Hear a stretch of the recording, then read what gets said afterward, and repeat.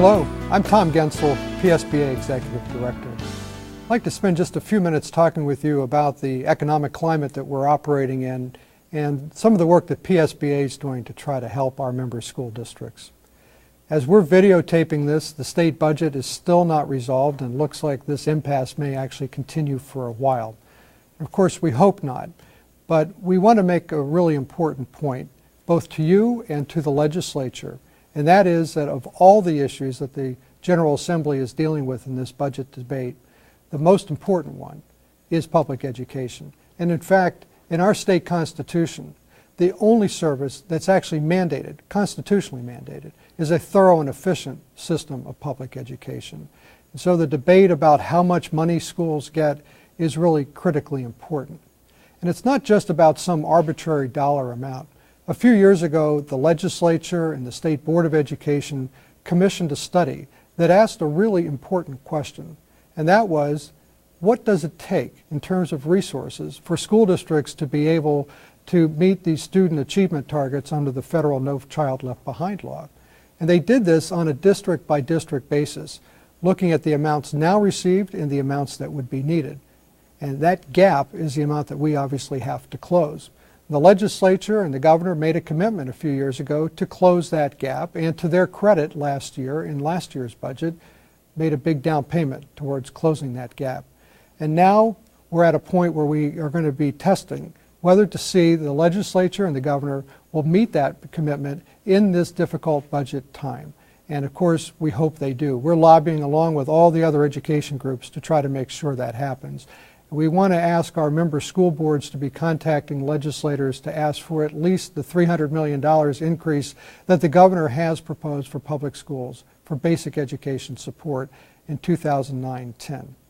But as we're doing that, PSBA is also working to gain relief for school districts from the burdens of unfunded mandates.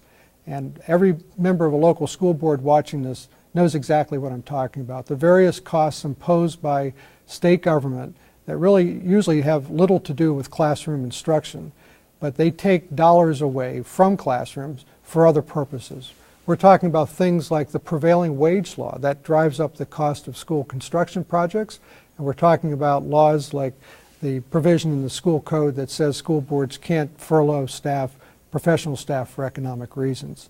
There are a lot of other ones, and we've packaged all the relief bills together in something we've called our Focusing Resources on Educational Expenses Initiative, the FREE initiative. And the idea is to free school districts from these costs that have nothing to do with classroom instruction and allow local boards to redirect them to more appropriate uses. Because let's face it, every dollar we can save through mandate relief is just as valuable as a dollar in new state appropriations. So I'm really pleased to say that our free bills are being introduced by legislators of both political parties in both the House and Senate, and these proposals are moving, and we're committed to continuing to put the pressure on to get them enacted into law. And we really need your support and your conversation with legislators about how all of those bills would help your district. And a lot more information about that, by the way, on the PSBA website, psba.org.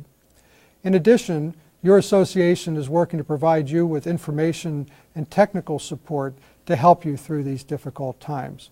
We're going to be conducting a Lunch and Learn program, which will look at some of the shorter-term financial issues facing districts and some of the options that you have to deal with it, as well as statewide web conferences that will look at longer-term financial issues and strategies for local school boards.